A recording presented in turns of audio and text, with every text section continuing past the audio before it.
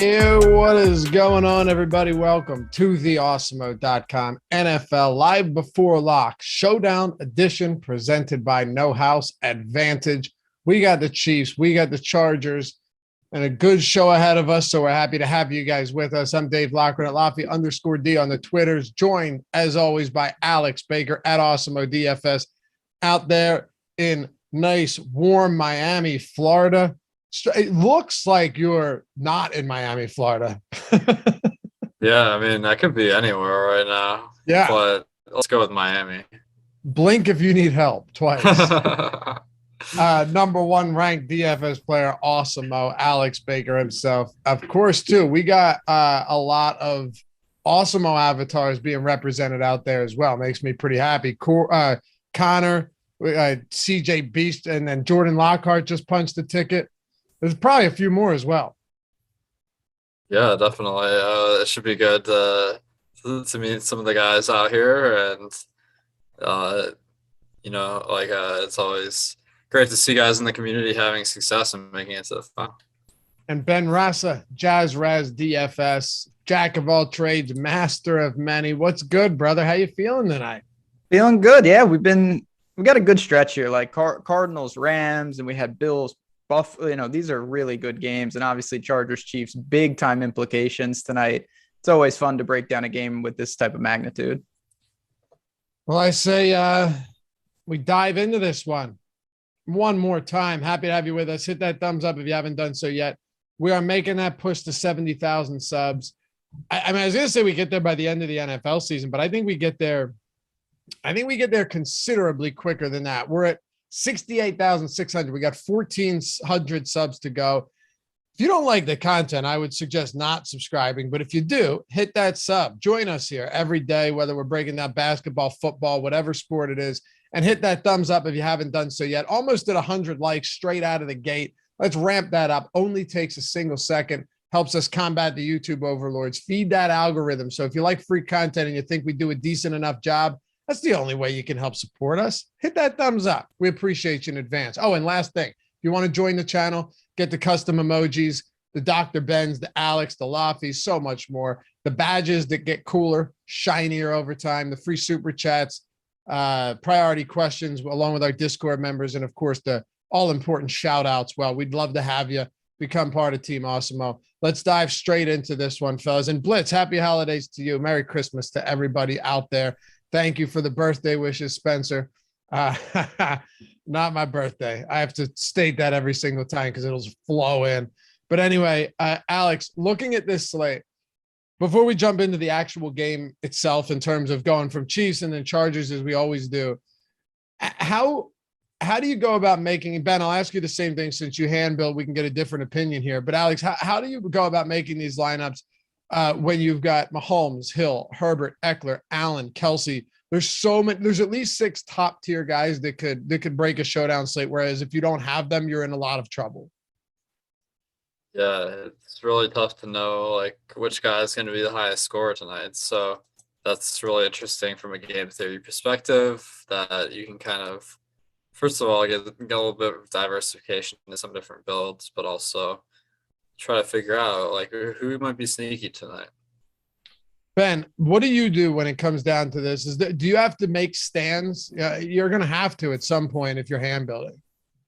Yeah, no matter what you're doing, you have to have stands. You have to have narratives. You have to have kind of stories within the game. You can't get over on all the big time guys. And then, it's just creating some type of leverage. It doesn't have to be like an insane. I think the showdown more and more, we're all learning that you don't have to find this guy that nobody's ever heard of, that's never seen the field. Like you can do it with players that are well known. It's just a different type of narrative, a different type of lineup construction. So that's really where I focus mostly. It's not trying to find a guy that no one's ever heard of.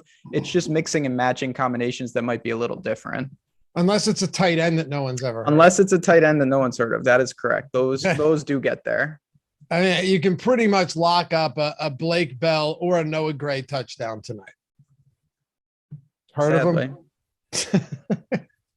It's coming, man. All right, let's dive into it. We got about, what time? It was 8:20 lock, right? So we got about an hour here. Yeah, just under an hour.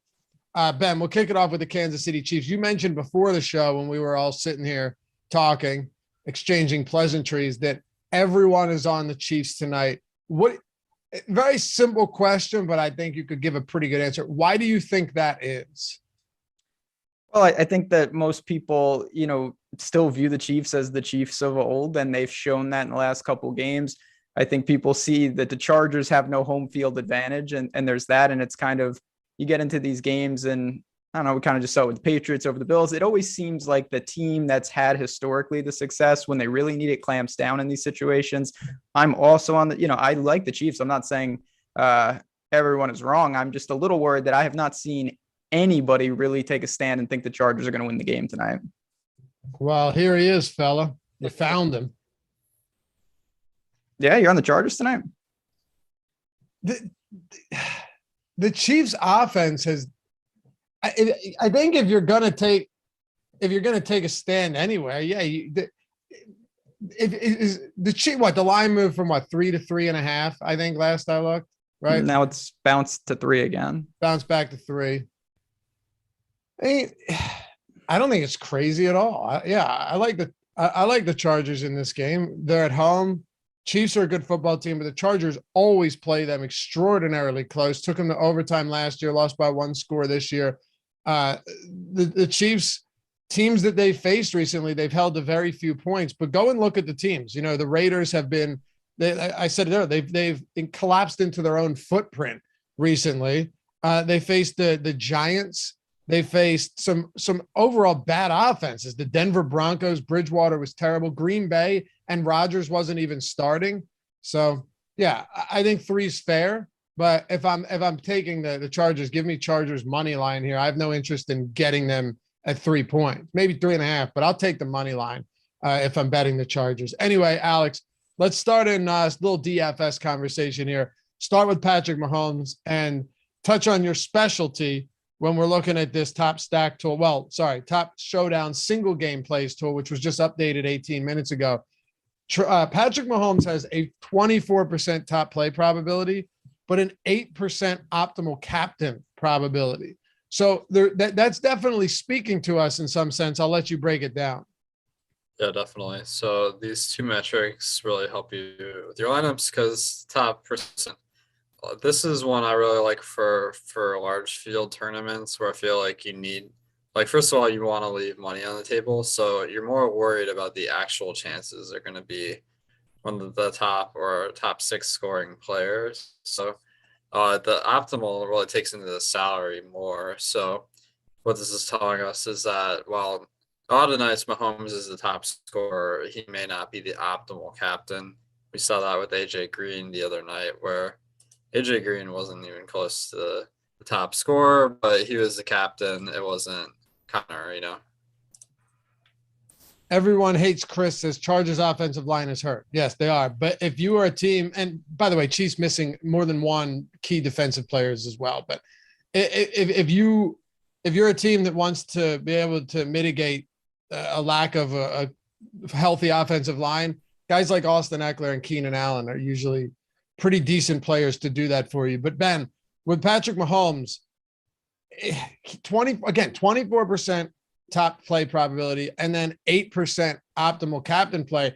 It really is saying, hey, it's not saying don't play him at captain, but there are a lot of other very good captain plays that could be optimal captains in a spot like this that will open things up. He has the 6th highest top cap or optimal captain probability on this slate, which is pretty wild for being Patrick Mahomes. Yeah, I mean, I think we see this with prolific scoring teams and games like this. Even I'll go back to Monday. Both quarterbacks played pretty well, racked up a ton, and the optimals did not have those combinations as often as I thought they would. So it was a situation, with someone like Mahomes, yes, he can run a little bit, and I actually think he will be somewhat mobile tonight. But if he doesn't, if all his great plays go to one guy, most likely that guy is going to be the captain that you want if Tyreek or Kelce explodes for the majority of his production. So although Mahomes, of course, is a great player and a great play, I see how we're doing that because the opportunity cost when you plug him in really changes the rest of your lineup. Pot Pharma. Welcome to Team Awesemo, man. I don't know if that's an interesting spelling on farmer or if he likes pot and he likes big pharma, which would be odd, right? Those 2 really go hand in hand. Yeah, exactly what I'm saying. I mean, maybe you can explain it. I don't know. You tell me what that means, man. But welcome to the team. Badge looks man. You'll know when you're older. I guess. Hey, Tyreek Hill, Alex, you're gonna have to pay a lot for him. Coming off 2 games where you have 4 and 5 targets respectively, but it doesn't really mean much to me. Again, Denver couldn't score defensive touchdowns. We've seen a lot of them. They got there elsewhere against Las Vegas. Darrell Williams, Clyde Edwards-Helaire, the defense again. Raiders offense was awful. Mahomes only threw 24 times. So in terms, if you put it in context, it's not like Hill's target share has really gone down. It's just they haven't needed to throw a lot lately. What are you doing with him tonight?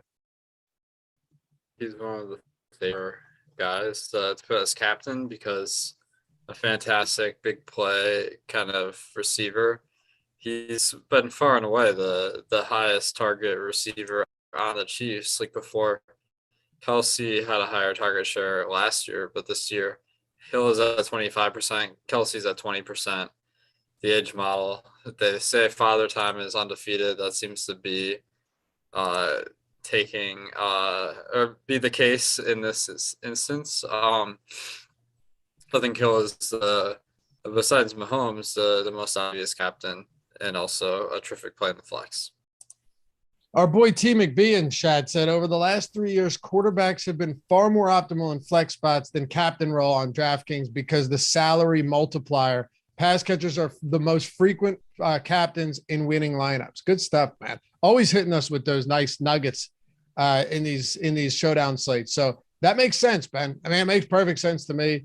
And I mean, listen, in all seriousness, when you look at somebody like Mahomes, he could have a huge game, but it's a really concentrated target share. So it's also not very concentrated target share in Kansas City, where Hill and Kelce make up 50%, over 50% of the total targets. So is it possible that he spreads it around a ton? Yeah, I guess it is. And Pringle catches one, and Hill and Hardman and Kelce and Mahomes ends up being optimal captain. But it seems more likely that one of the two guys he targets at an insane clip would have that huge game and be the optimal captain. Exactly. Yeah. I mean, there's no doubt. I think the other out is that Mahomes scores on the ground. If he scores on the ground, it changes everything. But that's obviously hard to predict. And he's not, it's not like we're talking about Lamar, someone that really has that upside. It would be more of an outlier.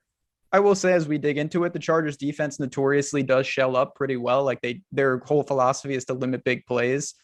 That's not the greatest thing for a guy like Tyreek Hill, but he's still Tyreek Hill. He's so explosive. They can get him the ball in a lot of ways. So I totally think you're on the money with the concentrated target share. And that is why I think Mahomes, although he's a great play, not my preferred captain either. View Boy says, come have a drink with me, Alex. I'm at the FFWC. That's awesome. Go for it, dude. Well, afterwards, maybe you guys can meet up. We got a lot of Awesemo representation there. Makes me happy. Ben, with Travis Kelce too, this is one of those weird spots where he has not performed all that well lately. He's still on pace for like 1,000 yards and over probably 1,000 yards and probably 90 receptions. Okay. It's not exactly like he's just been passed over. He's still probably going to see 130 targets on the season. He's still, the best tight end out there. But when you're paying for him, you're not expecting 5-point fantasy games. I think that's a little bit overblown, though. They haven't faced a good offense lately. Denver stunk. Dallas, that game, yeah, they're a good offense, but they were awful. And that was, I believe, Dak Prescott's first game back. Or no, that might have been the Broncos. But they were missing CeeDee Lamb. They were missing Amari Cooper. You get the point. A lot of bad teams. When Travis Kelce and Mahomes, when Mahomes is needed to throw, Kelce's still been, fine at this price point. It's the cheapest he's been all year on showdown slates. Yeah, I mean, it's still, Travis, look at the first matchup, week 3. He had 11 targets against the Chargers, 7 for 104. It's not like he can't do it. And I respect Derwin James, pending he's good to go. They can do some things to cause some problems, but I think at minimum, we should expect Travis Kelce to get the opportunities. I mean, one of the things lately, it hasn't just been that he hasn't been performing. I don't think that, he's had 20 targets over the last 3 weeks. That is pretty pedestrian for a guy this good. Like, I think today he should be flirting with 10 plus targets, and how efficient he'll be off them, who knows? But I think at minimum, the volume will be there for Kelce tonight. Alex, where do you go with somebody like Kelce today at this price point? That seems pretty appealing. Yeah, I mean, Kelce, along with Hill, I mean, both guys that break slates on a regular basis. Kelce, we haven't seen it quite as much this year, but the metric look good. He's out there 85% of the time, gets started 20% of the time. And in a night where it's a dome and the Chiefs are playing a team that is a little bit tougher, I think that you're going to see a lot of passing tonight. I would think so. I mean, look, Edwards-Helaire and Darrell Williams, we'll talk about them for sure, but I'm not convinced that, yeah, you don't see Patrick Mahomes start. The 53.5 point total, 3-point spread. Chargers, I get it. They're dealing with so they're hindered or hamstrung on the offensive line, but they're still going to figure out ways to move the football when you have the weapons that they do. Ben, I look at the peripheral guys for Kansas City too, though, and I see guys like Byron Pringle, who he's the primetime king, right? He's got 3 touchdowns. All of them have come in primetime. Recovered a muffed punt last time they were on primetime. Guy's doing great stuff. Mecole Hardman has kind of faded out a bit. Demarcus Robinson is exactly who we thought he was, but Josh Gordon is on the COVID-19 list. So I don't know. He was activated, so I guess he's going to play. I think he just got activated like 30, 40 or like an hour ago. So is he active? I didn't think he was, but now you got me confused. Maybe he is. He can't, right? I mean, okay. There's a lot of jokes I can make about Josh Gordon, but yeah, I didn't think that he's got a giant C19 next to his name. Maybe he is active. Yeah, you know what? This report, I think they wrote it wrong. Go ahead, Alex. Oh yeah. Says the Chiefs not activate Josh Gordon for week 15, according to the Chiefs blog. Yeah. Okay. So this one says Gordon was activated from the reserve COVID-19 list. And then it says it's no surprise that he didn't clear health and safety protocols. Okay. That was confusing to me. I mean, who is checking this shit? You can't come in with something like that. You guys, you freaked me out because I was like, oh my gosh, I'm going to have so much Pringle and maybe a little Hardman tonight, but Josh Gordon would have thrown a wrench in that. I freaked myself out reading that, and I definitely read it correctly. So, yeah, Josh Gordon not activated. That was, yeah, okay. Ben, with Josh Gordon out, and Alex already said he's going to have a lot of Pringle, it's hard to get away from Byron Pringle. Not just, I joke about the primetime narrative, but he is getting a decent amount of opportunities lately. He certainly is. He's the right price, 2,600. But the other side to this is anytime you've got a guy with good opportunity at the right price, he is the obvious pay down option. He is going to be the salary relief on a ton of people's lineups.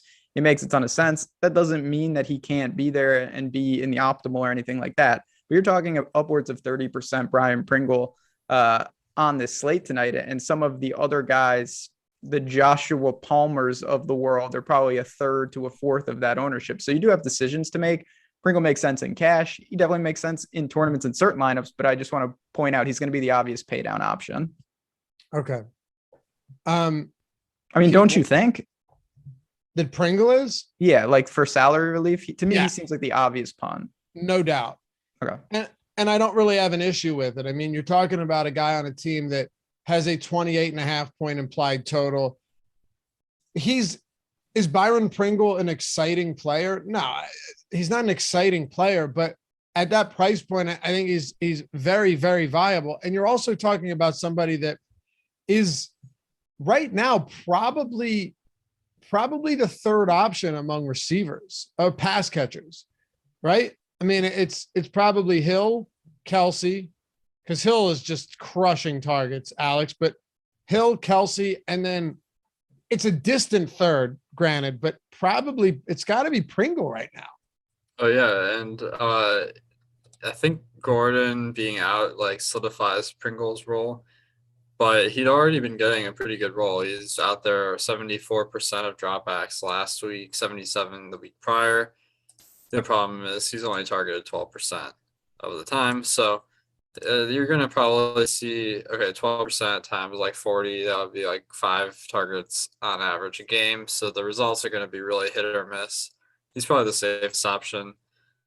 Hardman, kind of interesting. He hasn't been playing much the last 4 weeks, but with Gordon out, Gordon had been running routes on about a third of plays. So if you add that to Hardman's third, you assume some go to Robinson, some go to Pringle. that puts Hardman kind of into play where he wouldn't have been if Gordon was active. All right. I think that's a solid breakdown of what we're looking at here. And the funny thing is, yeah, only a 12% target share, but I mean, nobody else is above that other than Hill and Kelce, right? So it's kind of like 12%. We deal with it at this point. Definitely, yeah. Hardman is targeted more when he's on the field at 17%, but that's the big question. Pringle has been playing a lot more. Ben, any interest in guys like Hardman or Robinson with Josh Gordon out? It's a showdown slate, so no stone unturned here, boys. Yeah, I mean, I think you absolutely. It's, the Chiefs are a slight favorite. Looking at the props, and we'll get into more of those as the show goes on. I like a lot of the overs for Mahomes in terms of his passing yards, which filters down to the overs on guys like Pringle, and maybe opportunities for someone like Robinson, who again, like upwards of 1/4 of the ownership against Pringle. Is he 4 times as likely to outscore Robinson? I don't know about that. So I think there is room to take some shots with these really secondary options on Kansas City. And then of course we haven't mentioned, the backs who should have a role in the passing game as well. I got to turn off these Schefter and Woj and why? What happened now? No, it's just every single notification is another guy lands on the Browns COVID. Quarterback who got Mullins has COVID now. The one that was really interesting is that like the NFLPA is pushing for this Browns game to get it postponed or something. Oh, are they? Yeah, so we'll have to see how that shakes out for Saturday. Yeah, maybe they'll move it to Tuesday. If they do, that means we'll have games on Thursday, Saturday, Sunday, Monday, Tuesday. That'd be pretty cool. That would be sick. And there's bowl games tomorrow. So what's that? And there's bowl games tomorrow. So you got bowl football games tomorrow. Yeah. So we got football. 6 straight days of goodness. Granted, some of these players out there with all these COVID positives is going to be ridiculous, but I'll take it, especially when we're doing showdowns. Now, all right, this is where we get into the weeds pretty deep. We talked about Hill. You don't really need on these shows to spend that much time on guys like Hill and Kelce and Mahomes. It's more so not do you play them, Alex, but where do we play guys? So let me just wrap that up, put a bow on that before we get to the real cellar dwellers here on this team. And I'm not talking about Pringle or even Robinson. When it comes to Hill and Kelce, do you have a lot of them in captain right now? Yeah, I think Hill is probably one of the top captains. I might have him a lot. The top showdown plays tool kind of helps me with these because it shows us projecting that Hill has a 19% chance of being the top scoring player, while Kelce is at 7%. That's a huge difference. So it's like 2.5 times more likely that Hill will be the most high scoring player. Salary difference does account for that a little bit, but I think that Kelce, like he's good in smaller fields where you want to max out your salary, but in a large field, I really need the top scoring player at captain if I'm leaving money on the table. So that leads me to Hill. What about you, Ben? Yeah, I'm pretty much in line with that as well, Tyreek. Even though, again, I do think that the Chargers naturally have a pretty good defense to mitigate some of his skills. There are certain things he does that you just can't stop. And if he gets those opportunities, he breaks free on a couple, he could have a huge game regardless of what they're trying to do. All right, let's dive. Let's go dumpster diving, fellas. I got to ask, Noah, Gray, Blake, Bell, Alex, as it stands right now, you got any exposure to these guys? No, I think that this slate is really interesting because the punt plays are just so weak. That's making me think that, the like good plays are really good and the punt plays are really bad. So what's going to happen if you like put this all into optimizer? It's going to give you 5 really good plays and then like Justin Jackson or Josh Kelly or Josh Palmer. It's just that like if a lot of people are using optimizers, it's going to not be as good a build as you think because that last guy in is going to be so unlikely to succeed that I think I'm limiting my exposure to those guys and mostly going to like the 4K or higher as my last guy in, or 3K, I guess. Darrell Williams is 3,200. He's pretty good. Marcus Robinson, I don't know. Pringle's 26, right? Or I was looking at captain. My bad. Yeah. Oh, okay. Yeah, Pringle's 26. Robinson's 18. Yeah, once you get down there, you get into a really ugly territory. And Ben, it sounds like from what you said at the beginning of the show, right, that it doesn't always come down to finding players that people have never heard of. Well, I found them. Well, yeah, there's a lot of creative players at the bottom, but I think Alex kind of hit it. There are so many lineups where you build the same as everyone else. Then you have the option of about 20 of these guys, and almost all of them, I think, are guaranteed to not get there. And you're going to be even though you think like, oh, I took someone crazy, I'm going to be unique. You won't, because there's not that many options when you build that certain lineups. And B, the chance of success is so low with those guys. I think you'd be better pivoting, going a 2v2 and getting 2 more reasonable plays in there. I think another issue too is there's so many, and I don't know, I might be speaking out of my ass here, but in my head, it makes sense. There's so many good plays in a game like this that one catch for 8 yards and a touchdown, even at a very low price, still might not be enough. So that's where the total itself is important, and just the total amount of fantasy points in a game is important. That's where like defenses sometimes and kickers, the lower scoring, and if it's not a high octane offense, if you get like 8, that could be in there. But in a game like this, there's a chance that someone has like a pretty quality game and just isn't even needed because of I think there's a lot of ways both teams score in the 30s tonight. Yeah, I think so too. And I think too, Alex, one of the weird spots on this slate is you got Clyde Edwards-Helaire at 7,000 on DraftKings. And people ask this a lot. Like we talk about FanDuel and other spots. We will, but mind you, there's so much more strategy that goes into DraftKings when it comes to the captain spot, Alex, or MVP. We were just talking about this before the show. When it comes to those type of spots where you don't pay 1.5 times the actual normal salary, you're usually just playing the guys that you think are going to score the highest at that spot. Where on DraftKings, you have guys like Byron Pringle that could end up being the optimal captain because of what it allows you to do with that salary relief. Yeah, definitely. I think that the multiplier on the captain, it really makes it more interesting to have cheaper guys as captains. So that's something that I think you see it in the numbers, like over time, that DK's format has picked up more prize pools, and FanDuel's is kind of like behind. Ben, Ghetto Farmer Boy, what's up, man? Member for 8 months. All right, dude. It's ground floor stuff right there with the free super chat. See, use those free super chats. I bet a lot of you guys with those badges had no idea that you could use a free super chat right now. If the punts suck, how are you getting different tonight? That is a very good question. Definitely a good question. I think the answer is have lineups that don't, punt is a relative word. Like you can end some of your lineups with guys that maybe aren't the focal point of offenses, but are still going to have a role. And I think that that's one thing that you can do. It maybe sacrifices an elite captain or someone up top, but you just have 6 guys that are real players in these offenses that have defined roles. And you hope that, no one explodes. Like if you get, you dodge some of the nuclears, maybe the middling balance type of lineup is actually the move tonight. The Rams have 25 players on the COVID list. 25. How does that play out? Well, not good, right? Yeah, not great, Bob. It's above my pay grade. I can't answer that one.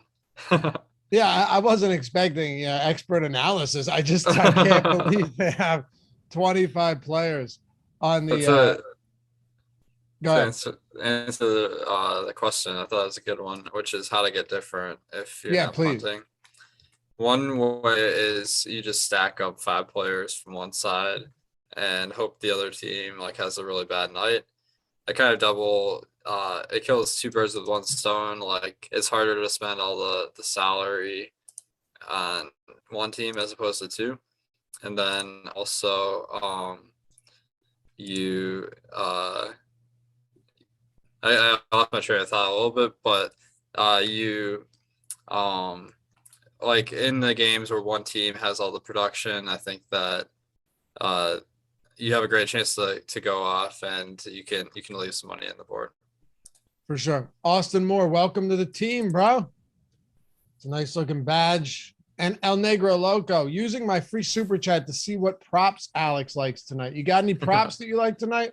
Yeah, I like I have a few I wrote down here. One is the over on Patrick Mahomes throwing yards. I think that 270 is too low. The Chiefs are a really pass first team. It's in a dome. That should boost the production of the passing offense. And that one's really good. The other one I was looking at is Jalen Guyton under 24. He's a really boom bust player, and with Keenan Allen back this week, he should get less playing time and less targets. So that's a win-win. I love it. I also love OddsShopper because it's the sexiest tool out there, Ben. When it comes to, you laugh, you smirk, but I'm dead serious. I didn't see that in the read this morning. I read that read. You're putting your own spin on it. I like that. I always do, man. Come on, because it makes it really easy for you to bet. I mean, I don't really. If someone said, "What is it?" If someone had said, "Oh, what's OddsShopper?" First of all, I'd tell them it's free, and it shouldn't be. But if they said, "What is it?" I'd say, it'll make your life way easier. It'll save you an insane amount of time, and it'll give you all of the resources you need in no more than 2 or 3 clicks to place the best bets. I think that's fair, right? No doubt. It's an extreme time saver. It has the projections featured right in there. It gives you the percentages, and it helps you identify the edges. And then obviously we've added some new tools that are fun to play around with, parlay builders, things like that allow you to kind of craft your own bets and whatnot. But at the core of what it is, it just gives you the filters to really surf and break down a game from every angle. And then you decide, okay, here's 5 bets that we really like as a site. And then you can dig in and you say, you know what, I like 3 of these. I'm going to put them on my card. And I think that's the best way to do it. And someone right there, like Clyde Edwards-Helaire, he was never on my radar today. Then the more I look, that under 60.5, it makes a lot of sense in a lot of angles. So it can save a bunch of time. You can do it by sport. You can do it by game. You can do it by hold, by ROI, so many different filters. And as you mentioned, you don't even have to sign up. It's not that it's just free if you sign up. It's just free. You go on and you're already in. Yeah, I love it. And another thing too, you have the arbitrage betting page. If you don't know what that is, go check that out. Ben has a video on the odds channel. That's up, right? That video? Absolutely. Awesome video on what arbitrage betting is. And then the parlay builder. Alex, I know you got some other stuff in the works. I don't know if you want to talk about what we're doing, but maybe a little same game parlay tools coming down the pike one day. Yeah, I mean, I think we're seeing same game parlays really take off. So it'd be great to get something to help people with those. Yeah, check it out, oddshopper.com. It's fantastic. You'll love it. And I'll go to one that Matt Gajeski had earlier today, which is perfect for this transition. And then we'll get over to the Chargers. Alex, we have Darrell Williams projected for well over his 14.5 rushing yards prop. At OddsShopper, they tell you exactly where the best bet is, so you don't need to search around. That's why it's called OddsShopper. It just shows you, okay, FanDuel, Sugar House, DraftKings, whatever it is, boom, this is the best one, best line. You're going to save money doing that, considerable money doing that over time. Do you think we can get a decent amount of work for Darrell Williams today in the passing game or in the run game? Because he is less than 50%. He's 3,200 compared to 7K for Edwards-Helaire. Yeah, I think Darrell Williams is pretty interesting tonight.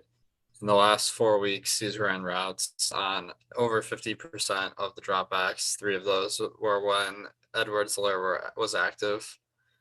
Last week, he didn't run the ball very much. However, Derek Gore really cleaned up in mop-up duty, so they won that game a ton. In the previous 2 weeks, he did get the RB2 work. So I think Williams is one of the best punts.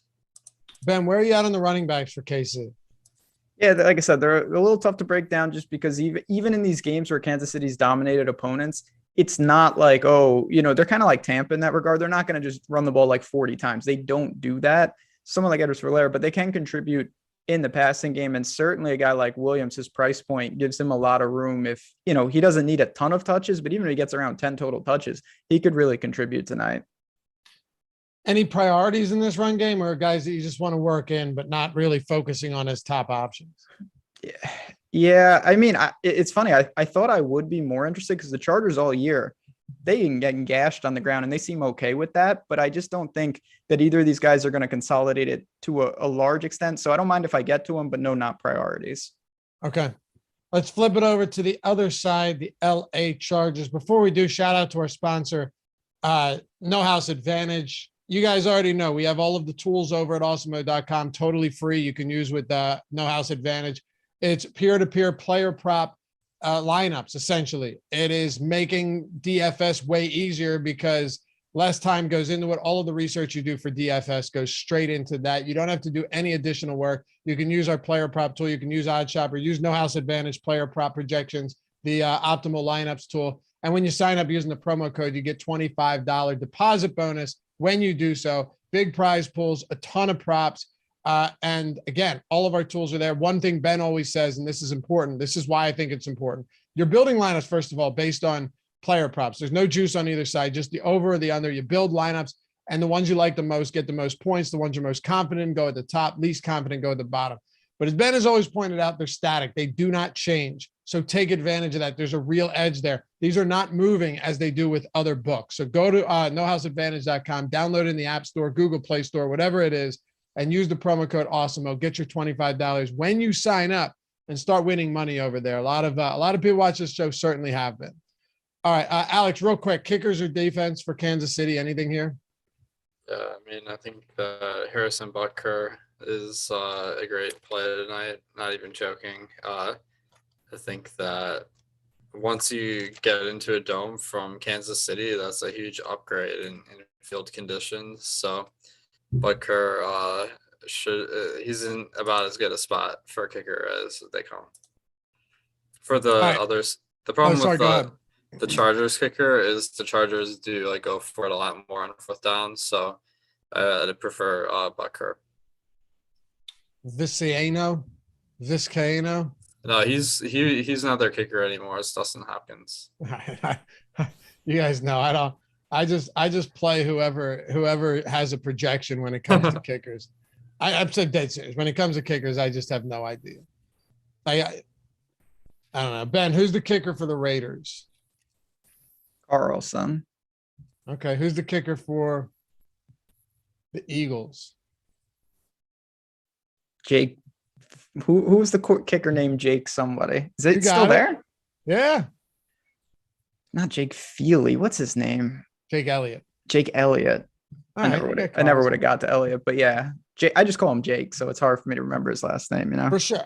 Alex, who's the kicker for the Jets? Dang, yeah, man. You don't even know. It used to be Max Ficken, because you can't forget that nose. Weren't the Jets? There was one team that released their kicker, and then their kicker missed a bunch of extra points. Yeah, I think it was the very Jets. next time. It was the Jets. Yeah, that was the Jets for sure. Against the Eagles, as a matter of fact. Okay. Who knows if he's still there? I don't. Anyway, Chargers, Ben. I want to start with Austin Ekeler here. And we'll try, we'll get through this part quick for you guys so you can get these lineups in. We still have 25 minutes, but with Austin Ekeler, he's playing. I'm assuming he's fine. I do worry though that it's possible that they could take first place in division in the event that they win, or at least be tied for first. I don't know what the tiebreaker is. I do worry that Austin Ekeler may not see his normal workload. Is that an irrational fear? I don't know about it. It's not an irrational fear. It's just, to me, you need to make a decision with each lineup before you build that. Honestly, I don't think you can middle it in lineups. You either think he's limited and then you're obviously going to fade him, or you think that he plays a full complement of snaps in other lineups and you build accordingly. Okay. That's how I'm doing, at least. I don't know the answer to that. I think it's possible, but in certain lineups, I'm viewing him as he's 100% ready to go. And in others, I'm going to view it as maybe he's off the field a little more than we would think. Because DraftKings, they don't. DK doesn't even have any props for Ekeler up.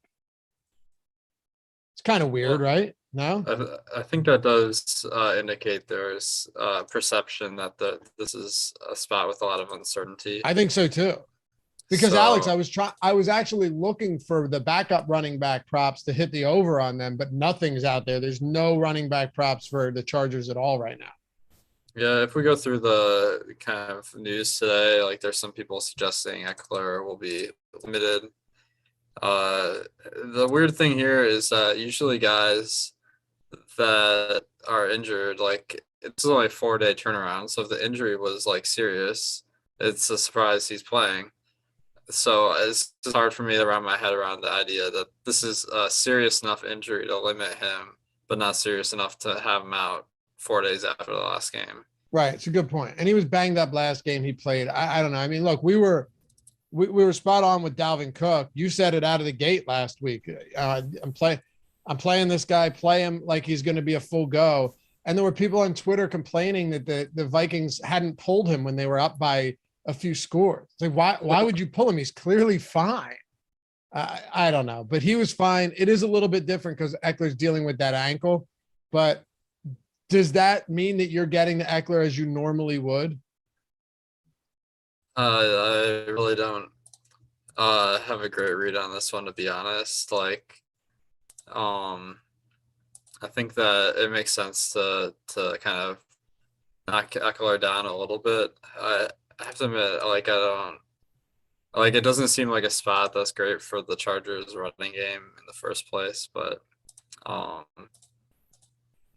I think this definitely makes Ekeler a little bit of a tricky play. Maybe he wasn't really someone I was like really high on originally, so maybe not the top option today. Ben, any thoughts on this? Where you're going? Are you have any reservations here? Or are you just going to Ekeler as you normally would? I didn't. So I'm not like that concerned about it, but I actually didn't like Ekeler with his price point to begin with. Okay. So it's not that big of a deal for me, just because if Ekeler crushes me, I deserve to get crushed. I don't really think, and Chris Jones not being there, certainly helps him. Again, though, I view this game as both teams trying to spread each other out, not pounding the ball up the middle a ton. Yeah, maybe game script changes a little, but like Ekeler doesn't strike me as that he's going to get there if he has like 8 or 9 targets. I think that's possible, but I'm not really planning for that, to be honest. All right. Yeah, it's fair. I guess if his ownership isn't affected by it, then I guess it's kind of a moot point. Or you just go underweight on him and then you take advantage of that. Then when it comes to the passing game, you have Keenan Allen, who is really not far behind Tyreek Hill in targets this season. I think he's only like 6 or 7 targets behind him. He just doesn't have that insane huge play upside as we've seen with with Tyreek. He only has 4 touchdowns. But if on a PPR basis, you'd be hard pressed to find better options than him. And then opposite him, you have Mike Williams, who does have the big play ability, but is also super volatile. So the top 2 pass catchers here, what do you do with them tonight? Yeah, I mean, I think this is a good opportunity. You know, it feels like in a lot of different game scripts, these guys could be busy. If the Chargers get there, to me, it's going to be because of the passing attack. And certainly if they fall behind, they have no problem playing catch up. And Keenan Allen, yeah, not the most prolific touchdown scorer. I don't think that's a lot of variance. He had 2 in the last game. He can do it. It's just Mike Williams is more of that. We've seen it time and time again. So if you're going onslaught, if you're captaining like Herbert and you hope that he spreads it around a ton, these are the type of guys obviously that are going to need to do it for him. And I mean, I have a lot of both of them. I like them in this spot. It's easy to make a case for it. And Alex, I want to back up for 1 second here, because I'd be an idiot and an awful host if I didn't mention this. If it is possible that Ekeler's limited, should we be looking at a Justin Jackson or a Joshua Kelce tonight in large field tournaments? Yeah, I think that Justin Jackson is the guy you want to look at. He's the one that's been getting playing time consistently. And a decent pass catcher too. Yeah. In last week's game, Josh Kelly played, but it was versus Giants. I don't think that game was super competitive. So I think Justin Jackson gets a little bump. Ekeler, I'm still having a little bit of trouble wrapping my head around this, but I think that he's risky for sure. Okay. Ben, thoughts on that? Yeah, I mean, if you think that, certainly Eckler's limitations would really boost someone like that. And we've seen this guy; he's not a complete unknown. There was Yeah. opportunities in the past. Justin Jackson's handled a full workload for sure in the past, and maybe he is that guy that could grind down the Chiefs front if they go that direction. So I don't think that's crazy. He's not a priority, but if you're building a bunch of lineups, yeah, I don't think that's nuts at all to have exposure to him. Pot Pharma with the super chat and the clarification. My username is a play on words. I legally grow farmer, and cannabis in parentheses pot. Thank you for that clarification. For the man, pharmaceuticals, pot pharma. Got you. Jordan Lockhart super chat in Miami, hoping to meet the boss man. Where you at? Appreciate y'all. Maybe you going out tonight after our in-house Awesemo party? Yeah, I'm gonna be at the Christmas party, kind of hang out, but then I'll probably be at the bar if anyone's out there. So catch me down there. There you go. Catch him down there, Jordan. All right. Alex, where are you at with the pass catchers for the Chargers? Well, I think it's pretty easy to kind of identify like who the usual suspects are. It's Keenan Allen and Mike Williams. Keenan Allen, like, more consistent because he gets a lot of PPR points, and then Mike Williams, kind of the big play threat. So I think those are great options, especially versus the Chiefs, where they're probably going to put up points and force the Chargers to throw even more than they normally do. We have over 1,800 people watching, 256 likes. I mean, the ratio is lacking. I only asked once. I get it. But if you forgot, quick tap of that thumbs up would do us a huge solid here. Bring you some good luck today. That's not true, but it will help us out a lot. We appreciate you. If you haven't done so yet, hammer that thumbs up for us. Get us to, I don't know, 400 seems reasonable with 1,800 people watching. 1,800 seems more reasonable, but I understand not everybody can do it. You can, but you won't, and that's all right. All right, Ben, Jalen Guyton, with Keenan Allen back, you're hoping for a deep ball to him. That's pretty much what you're looking for with him, with guys like Palmer. With Jared Cook, I do like the fact that, Herbert went to him back-to-back times in the end zone, even after a missed one. He threw one immediately after that. It found the end zone. And then Donald Parham is our boy Neil Orfield, part of Awesemo, won the, was it Chop the Millie like 2 or 3 ways? 3 ways. Thank you, Tyler Zander, producing today's show with Parham and Jared Cook in his lineup. So crazy things happen, but this is another team that spreads it out a lot once you get down to those kind of tertiary options. Yeah, same thing. You're drawing to probably a couple targets, and if one of them connects for a touchdown, we've seen it a million times in Showdown. That's can be the difference. You just talked about Neil and the success he had with some of these guys in the past. Low probability plays, but as long as you have a role on the offense, and these guys do. But as you pointed out, Keenan Allen, Mike, all these guys being healthy, it does diminish it. If any of them would have sat, I mean, guys like, Guyton or Parham would have probably a more prominent role. So Cook, I think, is a little more secure than them, but you can't totally discount the backups and the secondary options for the Chargers. For sure. No, you can't. And 439 likes. Thank you. People in chats. I did forget. See, I'm just here to help. Appreciate that. Somebody said that this is a Travis Kelce get right game. Yeah, look, there's not as much wrong with him as people think. If we're being completely honest here, they haven't needed to throw recently. If you think they'll need to throw, then I have no issues with. I like Kelce. I love Kelce in the captain spot too. Absolutely love him. Those extra few $1,000s he opens up over a Mahomes or over a Hill, I think is instrumental to making some good stuff tonight. But to wrap up the Chargers, Alex, what do you do with the Parhams and the Cook, Jared Cook and Jalen Guyton and Palmer and all those guys?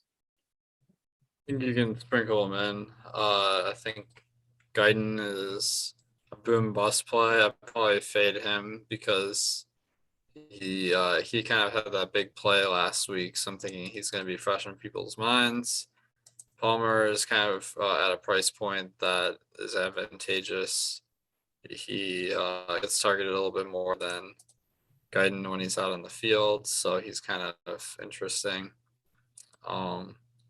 And then Parham, he just hasn't really played recently. He's been averaging running routes on about 1/4 of passing plays. So with Trey McKitty and Steven Anderson aren't that far behind. I wouldn't be surprised if Neal Orfield won it all with a 4 tight end LA lineup though. The crazy thing is, though, you're not wrong. When you look at the target shares for this team and the fact Matt Kajeski mentioned it this morning, that they actually run a decent amount of tight ends out there. Donald Parham has a 6% target share. Anderson's at 5%. And Trey McKitty's at 2.5. There's no clear distinction once you get that low, Alex. Yeah, I mean, we're all expecting like some crazy tight end touchdowns tonight. But I think that I'm still leaning towards spending up as my last pay down and maybe like foregoing some of the better plays to be able to do that. All right. Well, it's 8:08. I want to build a lineup in just a second here. So let's wrap it up with this. Any plays, Ben, that we haven't hit on that you think the audience should be hearing about right now? Kickers, defense for the Chiefs, or sorry, for the Chargers. Any other strategies? Because that's really the most important thing here that you think play into having a successful night. The only thing we really haven't talked about, and again, there's a reason for this, is I think it's not crazy at all to build a couple lineups that the total in this game is north of 50. Build it like the total's 35, and just say for some reason these offenses are stalling. The kickers are maybe doing it. Maybe there's turnovers in the red zone. Defenses, running backs, low scoring, and just do it. Because if that happens, I'd say it's very low probability. Not a lot of people are going to build with that type of script in mind. And Mitchell Tyler says Ekeler or Allen in the flex on DraftKings. Ben, it sounds like you like Allen more than Ekeler tonight. Yeah, I mean, certainly, of course, you're not going to go wrong with either of them. They should be busy, but I think there's less question marks with Keenan Allen tonight. And Mark Desio, yeah, we could definitely try and get Jordan on here for a special guest spot, no doubt. If he's willing to, I'd be happy to bring him on. Maybe an on the contrary, Alex. How fun would that be? That'd be epic. Yeah, I wanna see how Jordan Lockhart does it. I mean, we need some of these picks he's been making. Yeah, man. Hey, we still have 1,700 people watching. So, Alex, are you getting to any like Byron Pringle captain spots? Are you getting to any just real cheap players in the captain spot and loading up everywhere else? It's not the worst idea in the world. I think Byron Pringle is a good example. We do. Whenever you have a receiver that's out there most of the game, there is a non-zero chance that they're going to kind of be the highest scoring player. And then if you leave a little money on the table, you could have a nice takedown. So I like to look at the top scoring percentage. So our data suggests that Byron Pringle has about a 0.7% chance of being the top scoring player on the slate. Not bad if you're in a contest with 150,000 people. No, it's not bad at all. We have him as the highest optimal captain probability. That's crazy. Yeah, the one thing I wouldn't recommend is like a lot of those are going to be where Byron Pringle does okay, but then it's just like Hill, Mahomes, Kelce all go off, so you need a cheap captain to fit them all in. In that case, you're going to get duped a lot. So that's one caveat. Ben, let's do this. Large field tournament. We'll see how we do. Large field tournament. Captain, who are you going with? Let's build a lineup. I'm going to go with Mike Williams. This is a guy that I don't think he's going to be a super popular captain, has multiple touchdown upside, can do a lot of things, not overly expensive. All right. I'm going to throw Alex. I'm going to make it a little bit easier on us. I'm going to throw Byron Pringle in there, open some things up. Who do you like next? Well, let's put Mike Williams. I think Herbert's a natural guy to throw in. So, Ben? I'll go Travis Kelce again. I love it. I was hoping you'd go. Yeah, Kelce. Low price point. It's still Travis Kelce. Obviously can contribute in numerous ways tonight. Do we want to go Mahomes? Do we want to throw Keenan in there? What do we want to do here? We already have Herbert. Well, we could go with Justin Jackson. He could be in line for big workload if Ekeler is limited. So I don't know how we're standing with salary, but if we have, if we can make the rest of the salary work, that could be interesting. We can play anybody if we go with Jackson there. Yeah, you can play Mahomes then. Yeah. Okay. Let's do it. Yeah. Or if you want, and just say, like, if you want, you can go Guyton in there as well with Mahomes. There's actually a lot you can do with that. You can go Harrison Butker. You can go Hopkins. So this is actually the Mike Williams opens up a lot, Ben. Yeah, that's why I like him at the captain because he's still got slate breaking upside because of his TD equity and just his role in the offense. But it's not where it's like, all right, now I have to, you find one of those cheap punt plays. You can still get both quarterbacks. You can get one of the premier pass catchers for the Chiefs. A lot of options if you go like that. Second biggest game of the season came against this very same Chiefs team right here. Alex, before we had, oh no, wait, we got a few more minutes. I thought it was 8:15. Good. We can take some questions as well.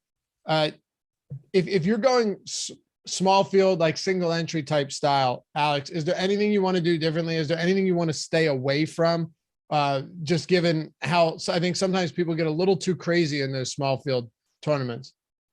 Yeah, if you're in a small field tournament, the thing I'd stay away from is leaving money on the table. If you're leaving more than 1,000 on the table, it's just you're trying too hard to avoid dupes. And if it's like a 10,000 person tournament, it all depends on how many good lineups there are. I'd say probably about 10,000. So each one isn't going to be duped a ton. You don't really have to go so on off the board.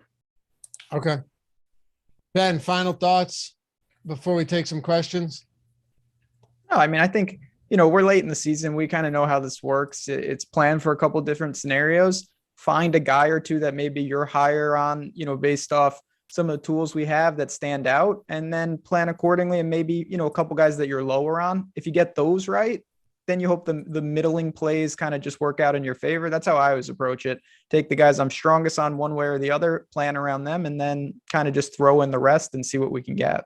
Who's your favorite sub 5K punt not named Byron Pringle? Because he's pulling the most ownership there. The kicker for the Chiefs, honestly. Okay. Yeah. I mean, it's a prolific offense. They're in no weather concerns. They should be down there a ton. He's a good player. Like, he kicks extra points, obviously. So even if they score a bunch, he makes a lot of sense at flat 4. All right. I like that. Alex, I'm assuming that might have been your answer too, if it wasn't Pringle. So if you had did you switch shirts? What? No. No.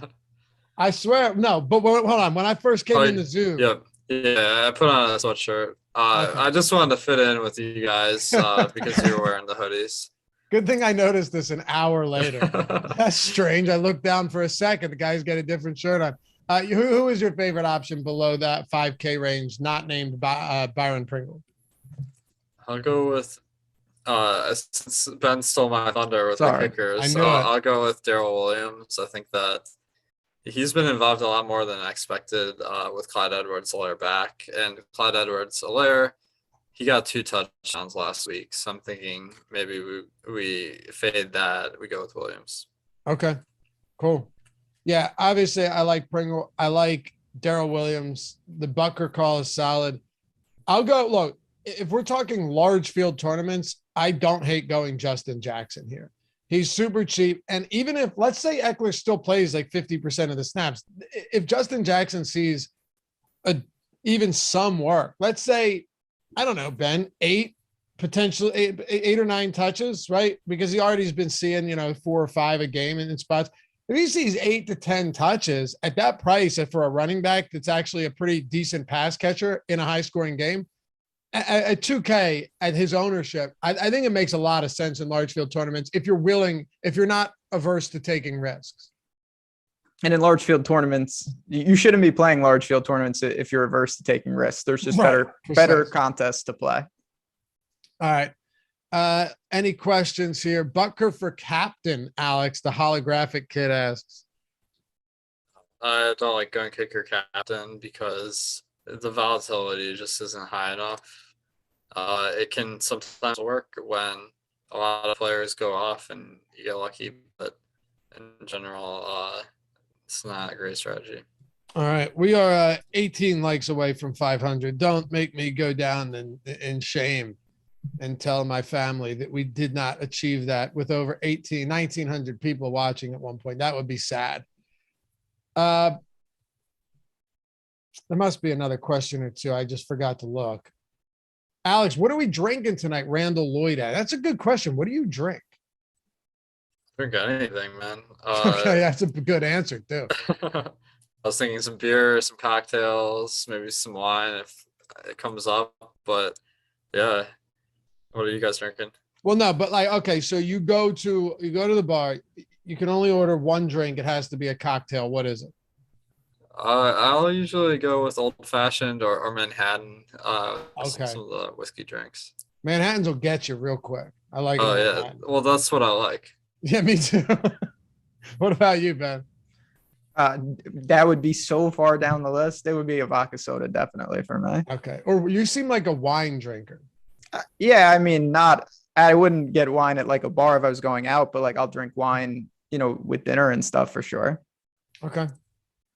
I'll do pretty much anything, like Alex said. I'll do a Manhattan. I'll do anything. You want to give me a Jack and Sprite, load it up, man. I don't care. I'll rip shots. Ben, you rip shots? Not today, no. No, me neither. Not today. But yeah, not today. I'll do anything. Maybe tomorrow. Like Alex said, just get us drunk. That's all. Who cares how it tastes? All right, we got about a minute to go. You guys are the best. Appreciate you hanging out as always. And we will have a ton of content coming up for all of these showdown slates for the Saturday games, assuming both of them play. We'll have a deeper dive, a live before lock. Then we'll have another live before lock for the late night, or not late night, but the like 8 whatever showdown game. All of that stuff. On the contrary, coming up tomorrow. Who's our guest? I think we got Sal Vetri, right? That's right. Yeah, Sal Vetri is going to join Alex and me 11 a.m. All that good stuff, and of course a ton of basketball. So you guys, bowl season. What's up? And bowl. I just want to say quickly. Ben, I'm sorry, Ben. Go ahead, please. No problem. Me and Matt Kajeski picked every single bowl game against the spread over on the Awesemo Odds channel. If you were in bowl pools or you're just going to be watching the bowls, go and watch that tonight. It's a really fun vid. We had a great time doing it, and there's 45 bowl games this year. It gets started tomorrow. Fantastic. Well, be good, fellas and ladies. We'll see you back here for the next one. Peace. I couldn't get around the Hall of Fame, Tyler. It just wasn't happening today.